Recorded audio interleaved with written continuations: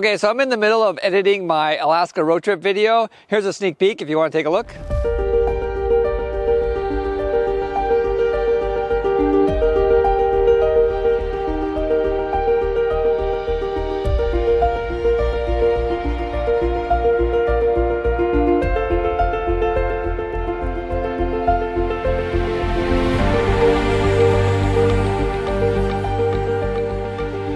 What I thought I'd do while I'm editing that video is post a couple of gear review videos of products that I use on my trip that I thought might be helpful for other riders. And the first product that I want to talk about is this thing here called the Fobo Bike 2. And the Fobo Bike 2 is a tire pressure monitor sensor for your motorcycle. And let's face it, how many of us really check the tire pressure every time we get on the bike? I know I don't. I really should, but I really don't. When this company contacted me to do a review of this product, I initially turned them down because I thought, why do I need this? I already have tire pressure sensor on the bike. It comes with the bike, so why do I need this thing?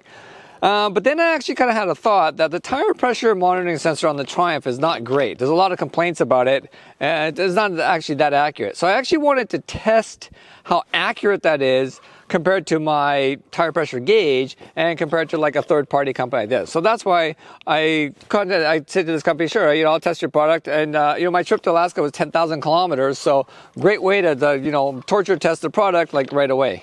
Okay, so if you crack this thing open, what you get is owner's manual and these two tire pressure sensors, and they're really small actually. They're really tiny.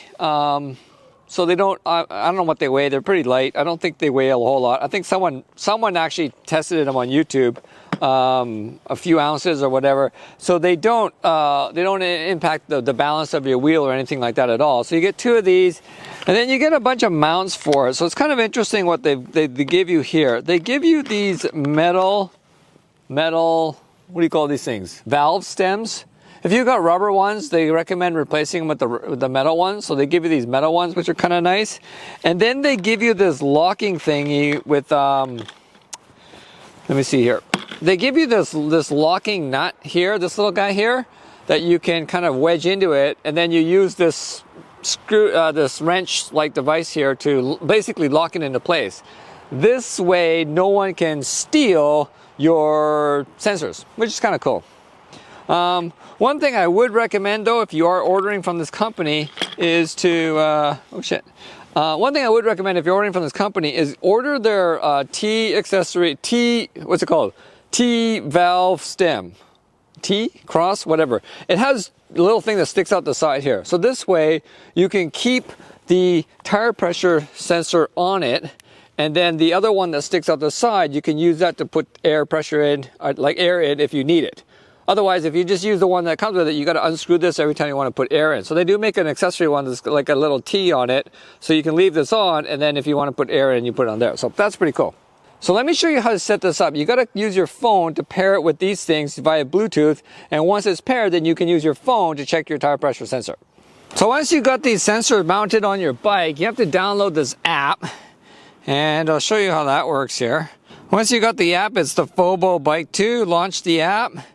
And you'll need to register an account. Once you have your account registered, you can add a bike. So you just, I will say this, the app is a bit clunky. It's not very well built. You can tell these are not, top level developers, but for most people, you probably won't notice a difference. But if you work in tech, this app is kind of clunky.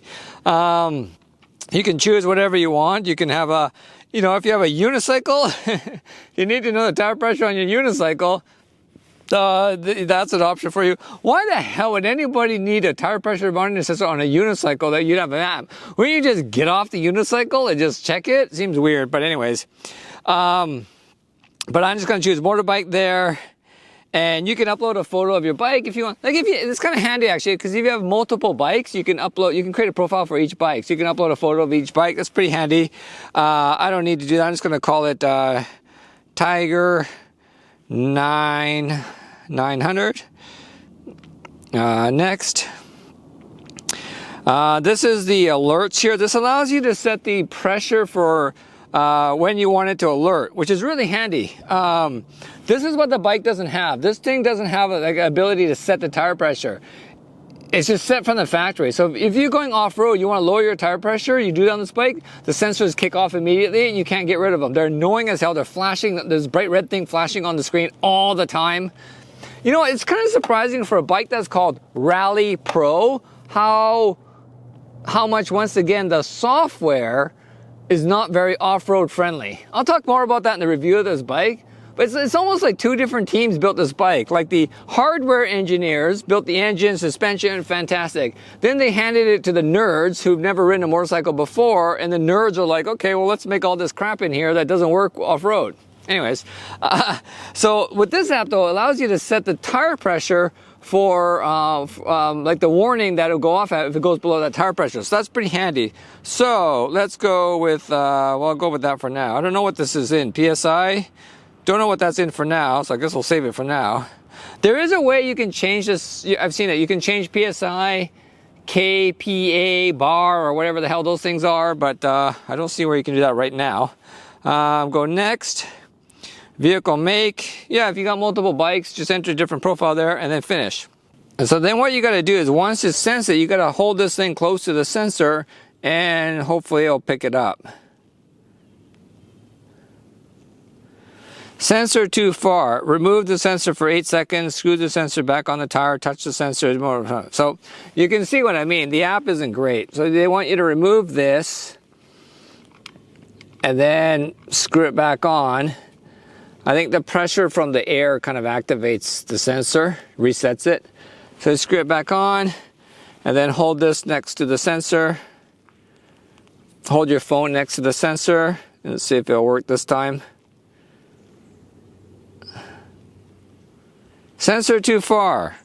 Remove the sensor for 8 seconds. Screw the sensor, retry. If your sensor is not adjusted, please repeat. Okay, so let me see there. Okay, let's try that again. Sensor too far. Okay, well that one's not gonna work. Let's try this one here. Undetectable sensor. This is what I'm telling you, the app is not built. This app was probably built by someone on Fiverr or Upwork or something like that because it doesn't work. Once it connects, it works. But to get it to connect and sync, it doesn't work. It takes a long time. It's either the fault of the developers or Bluetooth. Both are pretty bad, so who knows. Bluetooth slogan should be, it'll work eventually. Okay, let's try that. Retry.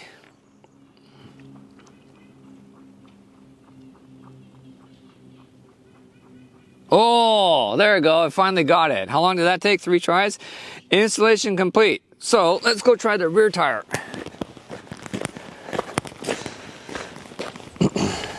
Okay, so once you get it connected to your phone, to check your tire pressure monitor is really simple. Just launch the app, wait a few minutes, and the app will sense that the sensors are on your bike and give you a readout of what the tire pressure is. You can tap it there, and oh, we don't want to go that far. Come on. It will give you an update, and it gives you a little bit of extra information on there. It tells you, what the minimum pressure is that you want to set it at. Mine's at 34.45. It tells you the tire temperature, 21.19. Tells you the battery level and all that. So it's pretty handy. And I will say this is that, like I said, I thought this was kind of a gimmick at first because I already have tire pressure sensor on my bike. I thought, well, what the hell would I need that?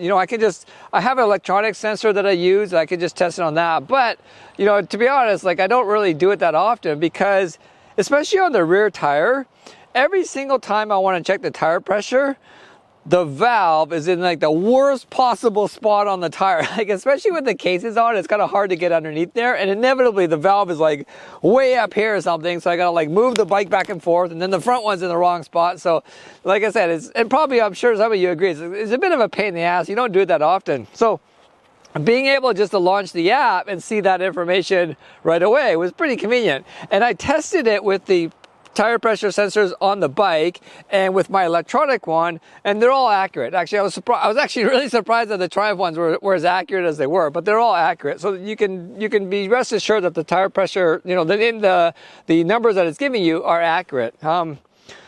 So being able to check the tire pressure sensor without having to get down is actually pretty handy. And in fact, one of the places I stayed at, I parked my bike like right outside my hotel room. So I was on the ground floor, my bike was like literally outside, and I got a kick out of the fact that I could check this from inside my room. I don't know what I was going to do with that information, but it's just kind of nice while I'm eating my breakfast to be able to check it. Okay, yeah, tires look good, I'm all good to go. So I mean, we really should check tire pressure more than we really do, because I mean, it plays a huge impact on the handling of your bike, right? But I think a lot of us probably don't. So being able to check that was really, I was surprised actually how convenient it was. The other thing that I kind of thought was useful for this is if you have a trailer. So if you have a car, this obviously works on a car as well. If you have a car, you know, it's kind of convenient, but if you're trailering something, either on a bike or a car, you can install these on the wheels of the trailer, and then you can check the monitor or the tire pressure from inside your truck or inside your car or whatever, or on your bike, right? So that's actually pretty convenient, because I don't think a lot of trailers come with built-in tire pressure sensors. So if you have, you know, if you're trailing something, or you got a car or anything with wheels that you want to make sure that the pressure in it is adequate, I was actually quite surprised at how convenient this app is.